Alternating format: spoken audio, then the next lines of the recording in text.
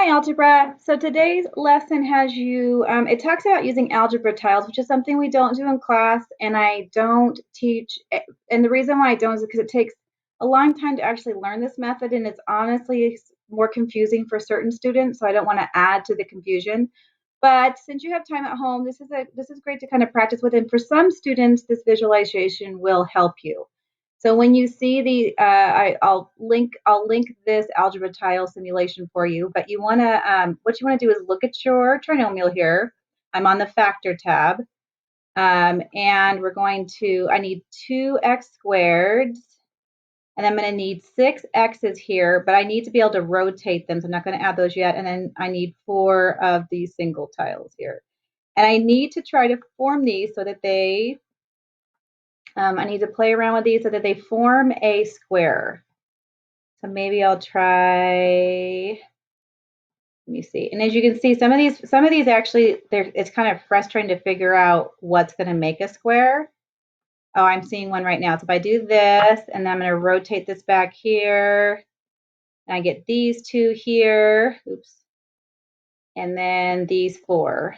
Okay, so I've created or rectangle, you say a rectangle. So I created a rectangle. And so here's my model. And I have, again, the blues represents these 2x squareds. I have 6 x's, and then I have 4 of the ones. So now I hit the button here, and I'm going to, what I need to do in each of these is just match the lengths up. So one of these will match the length there, and then I need 2 ones down here. So I'm matching each side of the rectangle. And then let me flip this and get the pointer back on. So I'm going to, so this will be 2 over here, and then I can fit 2 over here. All right, and then I use these sides. Well, this side has 1x and then 2 ones.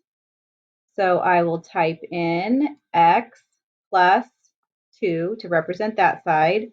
And then on this top side, I have 2 x's, so 2x for these long pieces, and then plus 2 ones.